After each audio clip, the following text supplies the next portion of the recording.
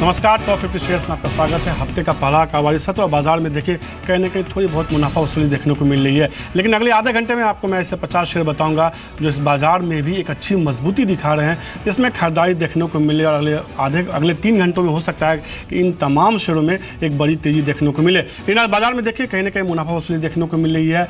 किसी तरह से जो है निफ्टी 8600 के ऊपर टिकने की कोशिश कर रहा है। बैंकिंग शेयरों में आज के ट्रेड में एक दबाव देखने को मिला, 8600 के ऊपर देखिए जैसे तैसे अभी तक टिका हुआ है।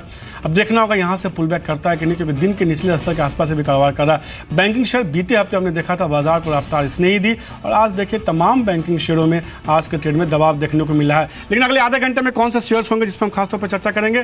क्या इस बाजार में जो दबाव देखने को मिल रहा है, क्या इसमें एक बार के लिए मुनाफा वसूली कर ले या ये गिरावट खरीदारी का मौका है। इसके अलावा कुछ एक आपको ऐसे सेक्टर बताएंगे जहां हो सकता है यहां से एक अच्छी तेजी देखने को मिले। इसके अलावा एक शेयर की बात करेंगे जिसको बतौर मिड डे जैकपॉट चुना गया है। साथ ही आज के ट्रेड में देखिए ऑटो, इंसुलरी, दिग्गज सीमेंट स्टॉक्स में जहां दबाव देखने को मिल रहा है, वहीं बैंकिंग शेयर में आज के ट्रेड में मुनाफा वसूली है। तो क्या बैंकिंग शेयरों की रैली खत्म हो गई है या ये गिरावट खरीदारी का मौका हो सकता है।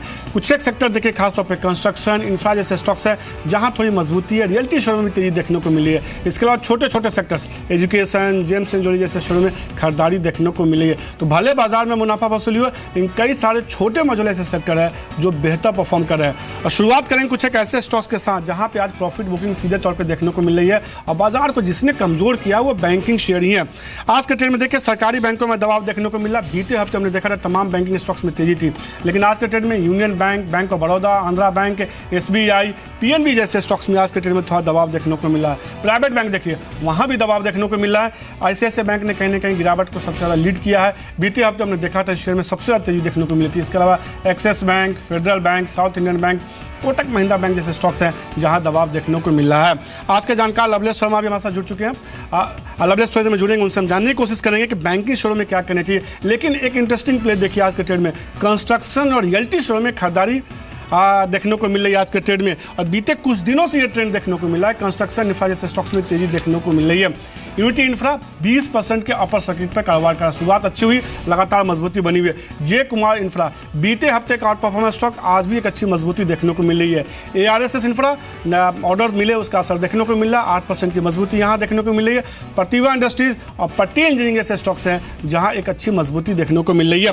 आप रियल्टी स्टॉक देखिए वहाँ भी खरीदारी देखने को मिल रही है। ओबराय रियल्टी ने कहीं ना कहीं पूरे रियल्टी स्टॉक्स की तेजी को लीड किया, करीब 6% की मजबूती देखने को मिले, बेहतर नतीजे देखने को मिले, उसका असर सीधे तौर पे देखने को मिला। इसके अलावा Phoenix Mills, Sunteck realty, DB realty और पूर्वांका जैसे स्टॉक्स है जहां की एक अच्छी मजबूती देखने को मिले। इन तमाम स्टॉक्स पर जानने की कोशिश करेंगे लवलेश से कि आपको क्या करना चाहिए। लेकिन आज 2 नंबर्स भी आने वाले हैं, बेहद अहम नतीजे आने वाले हैं आज के लिए। एनटीपीसी के नतीजे आने वाले हैं और नतीजों पर बात करने के लिए मेरे सहयोगी अंचल जुड़ चुके हैं। अंचल, बीते हफ्तों की सुस्ती के बाद हमने देखा था बीते हफ्ते ज़्यादातर छोटे मझोले कंपनियों के नतीजे आते हैं, वापस से लास्ट लेग की नतीजे आ रहे हैं, एक रफ्तार पकड़ने को मिली है। 2 आज दिग्गज कंपनियों के नतीजे आने वाले हैं।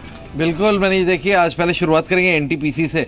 एक फ्लैटिश टू पॉजिटिव ट्रेंड पे ही कंपनी के नंबर रहते हुए दिखेंगे, लेकिन हाँ एनटीपीसी की ऑपरेटिंग परफॉर्मेंस आपको जरूर सरप्राइज करती हुई दिखेगी। कंपनी की आय की अगर बात करें तो वहाँ करीब 8 से 8.5% की बढ़त का अनुमान लगाया जा रहा है। एक तरफ जो इनका पीएलएफ है उसमें 35% की गिरावट दिख सकती है, तो वहीं दूसरी उत्पादन करीब 10% बढ़ा है, उसका फायदा कहीं ना कहीं आय को आ रहा है और वही सपोर्ट कर रहा है इस समय कंपनी का आय को। लेकिन दूसरी ओर कंपनी के एबिटा पे आप नजर डालिए, 42%, 42.5% की बढ़त का अनुमान लगाया जा रहा है और 7% एबिटा मार्जिन इंप्रूव होते हुए दिखेंगे। इसका सबसे बड़ा कारण है कोल कॉस्ट। देखिए कोल की कीमतें ऑल टाइम लो के आसपास कामकाज कर रही हैं, काफ़ी सस्ता इस समय कोयला हो गया, उसका फ़ायदा कहीं ना कहीं सीधा कंपनी को आता हुआ दिखेगा। और ये सिर्फ Q1 के लिए नहीं मनीष, Q2 में भी ऐसी उम्मीद लगाई जा रही है कि कोल कॉस्ट एक बड़ा ट्रिगर प्ले करेंगी, कंपनी के ऑपरेटिंग परफॉर्मेंस को इंप्रूव करती हुई दिखेंगी। वहीं मुनाफे की जहाँ तक बात है तो वहाँ 12.5% की बढ़त का अनुमान है, जो जिस क्वांटम से ऑपरेटिंग मुनाफा बढ़ रहा है उससे कम गति से मुनाफा बढ़ रहा है। उसके 2 बड़े कारण हैं। एक तो अदर इनकम का हेड काफ़ी बड़ा होता है एनटीपीसी के लिए और इस बार ये अन्य आय में कमी आती हुई दिखेगी। और साथ ही साथ नॉर्मली Q1 में एनटीपीसी एक हैवी टैक्स पे आउट करता है, वो भी कारण है कि इस बारी मुनाफे में एक हैवी टैक्स पे आउट का भी प्रेशर आता हुआ दिखेगा। ओवरऑल एनटीपीसी से एक अच्छे ऑपरेटिंग नंबर्स की उम्मीद की जा रही है, बट टॉप लाइन और बॉटम लाइन में फ्लैटिश टू पॉजिटिव ट्रेंड देखने को मिलेगा। रही बात HPCL की, एक और दिग्गज कंपनी के OMCs में पहले नंबर्स HPCL पोस्ट कर रहा है और इस बार एक नेगेटिव सेट ऑफ नंबर्स की उम्मीद की जा रही है। आय में करीब 16.5% की बढ़त का अनुमान लगाया जा रहा है। एक तरफ जो क्रूड की कीमतें हैं वो 35% बढ़ी है, तो वहीं दूसरी ओर जो GRMs है वो गिरकर $5.5 प्रति बैरल रह सकते हैं, तो उसका इंपैक्ट कहीं ना कहीं सीधे तौर पे कंपनी की आय पे आता हुआ दिख रहा है। वहीं एबिटा फ्रंट पे अगर आप बात करें तो 2.5% की कटौती का अनुमान है कंपनी के एबिटा में और आंकड़ा 2600 करोड़ के आसपास रह सकता है। साथ ही साथ कंपनी के जो एबिटा मार्जिन है वो भी श्रिंक करते हुए दिखेंगे, 6.3% से घट के 5.4% रहने का अनुमान है। देखिए GRMs डेफिनेटली लो रह रहे हैं, साथ ही साथ जो इन्वेंट्री गेन अभी तक कंपनी को हो रहा था, इस बार ही महज $100 करोड़ के इन्वेंट्री गेन की बात की जा रही है, तो वो कहीं ना कहीं प्रेशर डालेगा कंपनी के ऑपरेटिंग नंबर्स पे। जहां तक रही बात बॉटम लाइन की, 11% गिरावट का अनुमान लगाया जा रहा है। डेफिनेटली अंडर रिकवरी का बोझ नहीं है कंपनी पे, लेकिन क्योंकि ऑपरेटिंग फ्रंट से ही प्रेशर बढ़ता हुआ दिखा है, उसका इंपैक्ट कहीं ना कहीं बॉटम लाइन पे भी आता हुआ दिखेगा और इस बार ही कंपनी 11% की गिरावट दिखा सकती है अपने मुनाफे में और 1380-1400 करोड़ के आसपास कंपनी का मुनाफा रह सकता है। तो नेट HPCL से एक वीक नंबर्स की उम्मीद की जा रही है, जबकि NTPC के ऑपरेटिंग नंबर शानदार रह सकते हैं। तो कहीं ना कहीं हम चल मान के चले कि OMCs के नतीजे इस बार थोड़ा बेहतर देखने को नहीं मिल सकते हैं। हाँ मनीष, देखिए जो ट्रेंड था वो रिवर्स होता हुआ दिख रहा है। जैसा कि मैं बार बार कह रहा था कि क्रूड इस बार ही भागा है इस क्वार्टर में, जो फायदा क्वार्टर बेसिस पे कंपनियों को हो रहा था वो कहीं ना कहीं इस बार ही उलट होता हुआ दिखेगा। तो कहीं ना कहीं इस बार OMCs कंपनी को जो फायदा हो रहा था क्रूड में गिरावट का, उसका जो है असर थोड़ा कम होता हुआ दिख सकता है।